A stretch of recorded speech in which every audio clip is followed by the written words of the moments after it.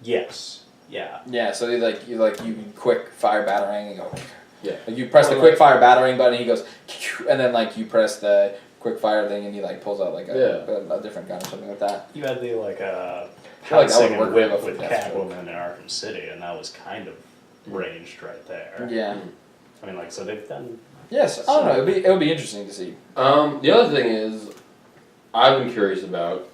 Apparently, all of the Marvel sub things of Disney Infinity are actually pretty dope. From what I hear, their storylines are incredible. Like, So is that what? Are we ever gonna get standalone Marvel games, or are we just gonna be like we can play them on Disney Infinity? There's no way they're not going to do Marvel games at some point. Because like there was a Thor game, there was an Iron Man 2 game, but like I mean, they were like not good. there was hardly an Iron Man 2 movie. Yeah. Disney Iron Man 2 Infinity game. is a money maker for Disney, Yeah. but by Yeah. no means are they going to depend entirely on people being willing. Yeah, to they have invest they have in they have that Infinity. they had that online game too. What is it? They just redid it for 2015. And they added all the guys. It's like a MOBA thing. Yeah, but I want I don't know how this would work or who should do it, but I want a game that makes me feel as much like Iron Man as the Arkham games make me feel like Batman. Right. Yeah. Like that's all I want. Yeah. Actually, it might be the most feasible just to do a Guardians of the Galaxy video game. Ooh. Oh my god. Yeah. That's actually, yeah. Like a third-person Guardians of the Galaxy game, and Yeah. maybe have the squad thing, and you switch between them. Squad. Yeah. I wonder also like if you could do something where like I know these games were kind of met with mixed reviews, mostly just because of the style of combat. Scorn. Yeah. Derision. Wow, okay. No, I'm saying, but this other game. What if you did something that was like, what was that one called? The Path of the Ring or whatever, or what was it?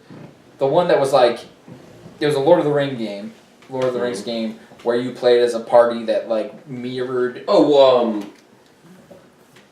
Third Age. Third Age. Yeah, Called? Lord of the Yeah. Rings Third Age. It was basically like Final Fantasy X engine-ish. But like you were running in a parallel. You were running sort of like parallel and or slightly behind Yeah. the Path of the Ring. The Path of the Ring. Yeah. Yeah. So I wonder like if like maybe you could make I think Guardians of the Galaxy would be the best one for this, where you made like a game where you're like in outer space in a ship. And you were just some character. guy. Yeah, you make your own character and tell But your you own run- story.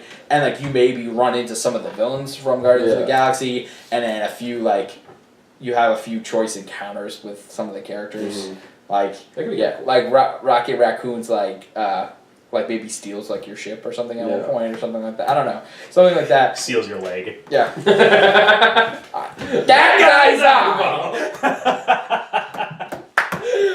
Can we just watch Guardians of the Galaxy? Yeah. today? Oh yeah. We also have Thrones of the Land. Yeah, that's right. We should watch Throne of the Land. Both of these are very good. Yeah. Solid choice. Yeah. Your conversation with the group would be fantastic. Like, have the entire BioWare dialogue wheel, but no matter what you say, I am Groot. I know. I honestly, a Telltale Guardians game would be phenomenal. I'm just seeing it now. Telltale should make every game. Yeah, I don't know. So if you could get the Mass Effect team, the Dragon Age team, or the Telltale team to just get together in a room and divide up all the games. Yeah. just get together. I'd be like, I would really. It'd be like what? Well, that, also Naughty Dog because I mean, Good. I'm sorry, Naughty Dog I think is probably one of the best devs in the world. Like I mean, just their class. what was that? Was it the Berlin class higher conference? than everyone else. Or it was like in like the mid 1800s where like all of Europe just got together and were like, Yeah. this is how we're gonna carve up Africa, Yeah. which was a huge problem. Like I don't have enough time in the world to tell you what all of the problems that conference. Yeah, I mean, take some 100 level college courses Yeah. and you'll figure it out. Yeah, like ethno-linguistic boundaries. That's all I'm gonna say. But no, if we did that, but with video games, you know. Oh, the other thing is, I want to say, as much as I would be super gassed about having Telltale just be like, oh, I'm gonna take, because I think Telltale is this thing, like, they take an IP that people love and they make it happen. But we also need to keep in mind, you know, we're talking about this superhero stuff. Yeah. We also need to keep in mind, like, the game industry needs more new IPs. Right. Oh, that's definitely true. And yeah, that's why I was curious of whether or not Rocksteady could do their own new IP. ideally a female-driven, or an African-American male-driven, or African-American female-driven, or Hispanic-driven, like a non-white dude. Anything. Yeah. Yeah, not a white dude. Brown hair, stubble, square jaw. You're done writing half your game right there. Yeah. Oh my god. That's worst the thing we talk about in one of my classes where it's like, Shepherd isn't necessarily white, but because you get to but it's not like you can't take on the identity of I am an African American in space and this is how I feel because I'm African American. Right. It's so far in the future. It's so far in the future that it's like a little bit removed, but also it's just like race. It's also in sci-fi, race becomes a species thing, not a ethnicity thing. Which Right. theoretically might be what happens in real life. Right. Yeah. Maybe. Well, it also like species is not an illusion, Yeah. and Or- race yeah. is. Yes. So I mean, Yeah. Which So, people were talking about how that. like Shepherd, even though like I was like, people make the argument like, you can play Shepherd as a black guy, but it's just like it's not actually a part of his identity. Right. And that's why I think it's important to have protagonists who are of people who aren't white cis males and have it be a part of. That's why I always play as a red guard in any in like Elder Scrolls. Elder Scrolls games, Yeah. because they do talk about you being a red guard. Like Yeah. there'll be certain, I think that Elder Scrolls generally handles race really well. there'll be certain parts where they'll mention your red Aside guardiness. from the stat choices. Oh, yeah, some yeah, of the games. Yeah. Some of it affects like stats and stuff like that. Even then, some of it like gender. I think on Oblivion at least, your gender basically like if you're a man, it's like usually like your strength or endurance will go up. Oh. And if you're a woman, your dexterity or personality will go up. And I'm like, What about intelligence? I don't know if that actually affects it. Hopefully It'd be you didn't interesting. touch that. Yeah. Yeah. But yeah, there's Proving obviously all a the lot. gendered advertising from all the Super Bowls, right? But of course, Argonian is always the correct choice. I guess. I don't know. I never played an Argonian. No, I usually play. You can breathe underwater, and you have a tail. I usually play I know you magey really characters. That is characters. kind of cool. Yeah, that's, I usually play magey characters, so I usually end up being a Bred or like an elf of some kind. Yeah. I did play. I had one Skyrim campaign where I played as an orc. Yeah. Just because it's different. I did one, and I know because they mixed up a lot of the stat skill bonuses a lot from Oblivion to Skyrim. yeah. So I was just doing. I want just like battle mage, like straight up like heavy armor, restoration, destruction. Say heavy armor, restoration, destruction. Yeah. One hand. And those were like the only skill they used. Right. And so I was like, I guess I'm going to be an Imperial because I get like a bonus to restoration Sure. and heavy armor and one handed. Yeah, I always. But I accidentally made a character look like Nathan Drake. It was great. I have a problem sometimes with picking races for stats for classes. Like, too, like for just from a role playing perspective. Yeah. But anyway, just to wrap up a bit. Rocksteady, I would love for you to make another game in the DC universe. I think Or a good Spider-Man game. yeah, I don't even want to get started on a good Spider-Man game. But there's a lot of overlap with the stealth and combat. Yeah, so I trust you guys for whatever you're doing next. I would also be really happy to see Rocksteady do a new IP, and I think that there's a lot of potential to use different kinds of gameplay to really emphasize the strong points of each of these characters in these superhero universes. So, ladies and gentlemen, thanks for tuning into our podcast. I'm Tyler Sweeney. I'm Tobias Sweeney. I'm James Nolan. Thanks for tuning in. All right, bye.